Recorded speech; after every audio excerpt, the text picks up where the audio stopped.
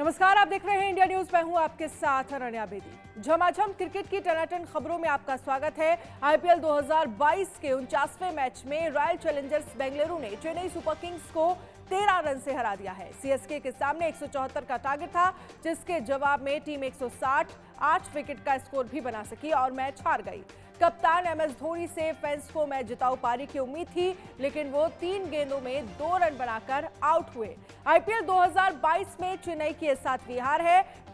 और चलिए झमाझम क्रिकेट में अब चर्चा की शुरुआत करते हैं। हमारे साथ खास मेहमान बने हुए हमारे साथ राजकुमार सर हैं, हमारे साथ जो हम जिस तरह से देखा जाए सबा करीम है, और इसके साथ ही हमारे साथ थोड़ी ही देर में जुड़ेंगे रितिंदर सिंह सोडी। लेकिन पहला सवाल राजकुमार सर मेरा आपसे होगा कि जिस तरह से चेन्नई सुपर किंग का कप्तान बदला, लेकिन सीएसके की किस्मत नहीं बदली। आखिरी ओवर में 3 बाउंड्री जड़कर भी हारी चेन्नई।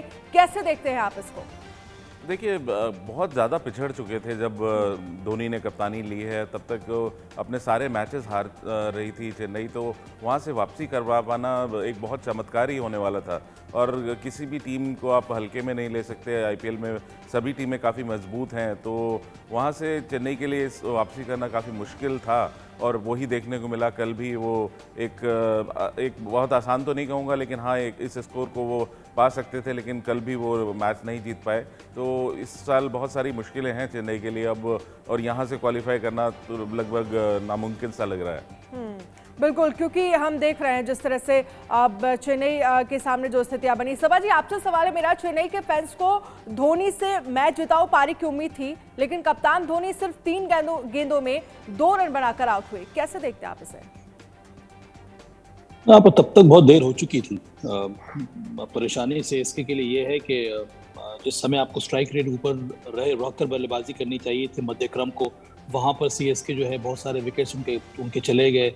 जडेजा बल्ले के साथ कुछ कर नहीं पा रहे हैं, उसका बहुत बड़ा इम्पैक्ट देखने को मिल रहा है सीएसके में। रॉबिन उथप्पा, अंबाटी रायडू, इन दोनों में से किसी ने भी कोई बड़ी मैच विनिंग पारी खेली नहीं है। तो अंत में एमएस धोनी भी आए बैटिंग करने के लिए, पर तब तक मुझे लगता है कि जो आस्किंग रन रेट था बहुत ज़्यादा ऊपर हो गया था। और उसके साथ साथ आपके सामने 2 बहुत ही स्ट्रॉन्ग बॉलर्स ऑपरेट कर रहे हैं, हर्षल पटेल और जॉश हेजलवुड। दोनों ने शानदार गेंदबाजी की है, और कल का मैच आरसीबी जीत पाया क्योंकि उनकी गेंदबाजी काफ़ी अच्छी रही। अंत में 173 का जो टारगेट था वो उतना बड़ा नहीं था, पर अगर आप विकेट खो रहे हैं रेगुलर इंटरवल्स पर, तो वहां से मैच जीतना बहुत मुश्किल हो जाता है किसी भी टीम के लिए। और कुछ वही हालत हुई है कल सीएसके की भी।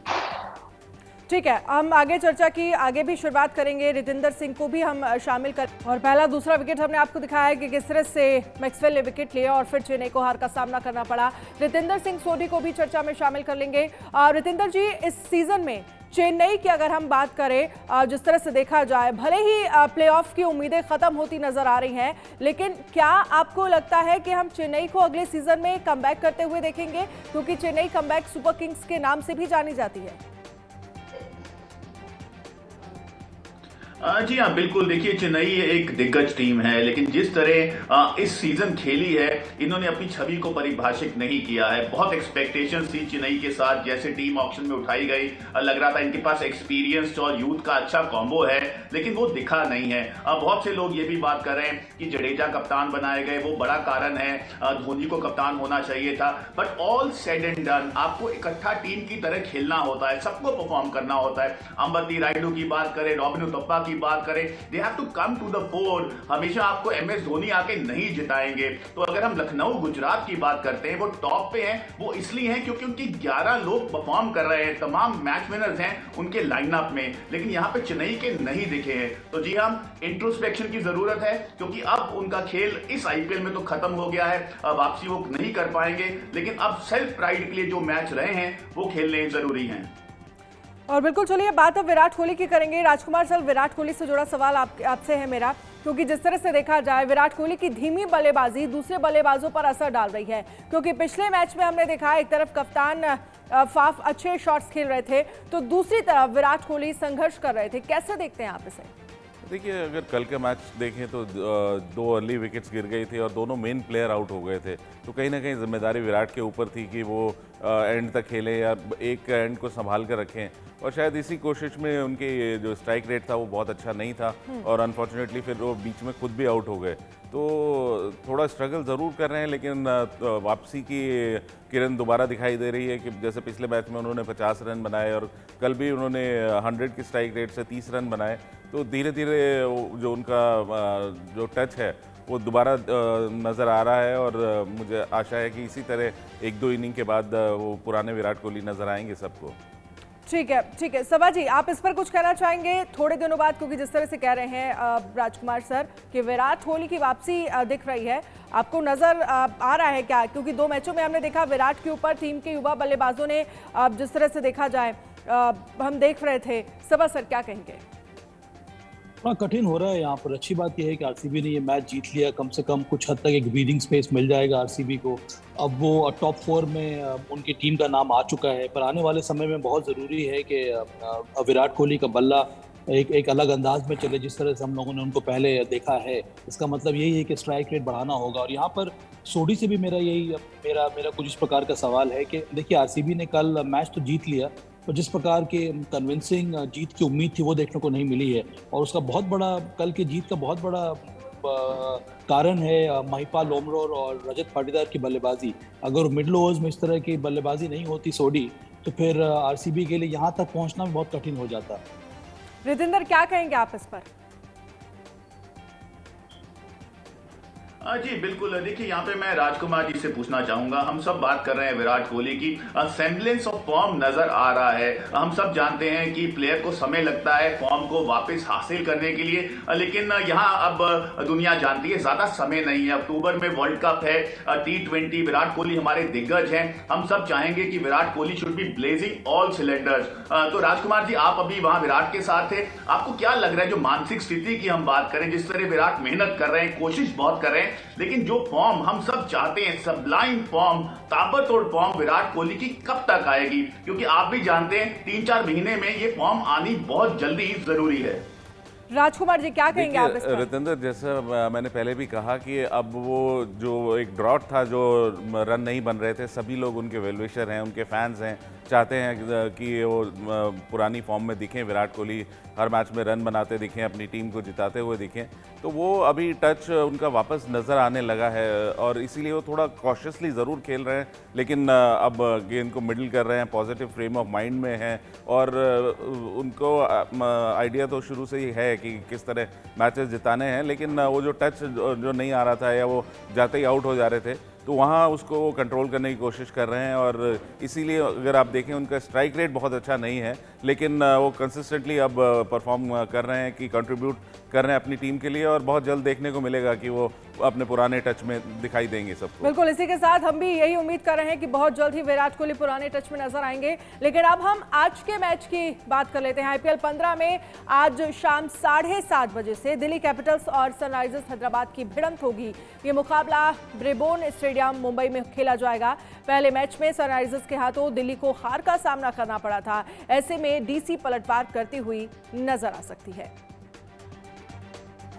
और इसी के साथ सर आपसे सवाल है मेरा कि दिल्ली की अगर बात करें तो कप्तान ऋषभ पंत ने अपनी बल्लेबाजी में गजब का नियंत्रण दिखाया है, लेकिन वो बड़ी पारी खेलने में नाकाम रहे। आपको क्या लगता है कि हैदराबाद के खिलाफ पंत पुरानी लय में लौट सकते हैं? सिर्फ पंत ही नहीं, मुझे लगता है कि मिचेल मार्श को रन बनाने होंगे, डेविड वार्नर को कंट्रीब्यूट करना होगा, क्योंकि सनराइजर्स की जो टीम है उनकी गेंदबाजी बहुत ज़्यादा स्ट्रांग है। नटराजन, भुवनेश्वर कुमार, इस तरह से कई सारे पेस बॉलर्स हैं। उमरान मलिक वो एक अच्छे गेंदबाज हैं। उनकी बल्लेबाजी भी मुझे लग रहा है थोड़ी बहुत सुदृढ़ नज़र आ रही है। अभिषेक शर्मा अच्छे फॉर्म में है, एडेन मार्करम है, निकोलस पूरन है, तो एक स्ट्रांग टीम है। और दिल्ली कैपिटल्स के लिए बहुत ही चैलेंजिंग रहेगा, ना ही केवल ये वाला मैच पर आने वाले सभी मैचेस, क्योंकि अब दिल्ली कैपिटल्स के लिए अगर उनको क्वालिफाई करना है तो 4 मैचेस उनको बचे हुए हैं, 4 में से 4 उनको कम से कम 4 मैचेस जीतने होंगे, तभी वो आगे चलकर क्वालिफाई कर सकते हैं। नहीं तो मुझे लगता है बहुत ज़्यादा कठिन हो जाएगा दिल्ली कैपिटल्स के लिए प्लेऑफ्स में क्वालिफाई करना। बिल्कुल, लेकिन राजकुमार सर मेरा सवाल आपसे भी है, अगर हैदराबाद की बात करें तो कप्तान केन विलियमसन, क्योंकि जिस तरह से वो अपनी टीम के लिए लगातार जैसे खेल रहे हैं, मिडिल ऑर्डर की सबसे इंपॉर्टेंट अगर हम बात करें बल्लेबाज है, हालांकि वो लंबी पारी खेलते हुए कम दिखते हैं, क्या आपको लगता है कि दिल्ली के सामने विलियमसन अच्छा प्रदर्शन कर सकते हैं?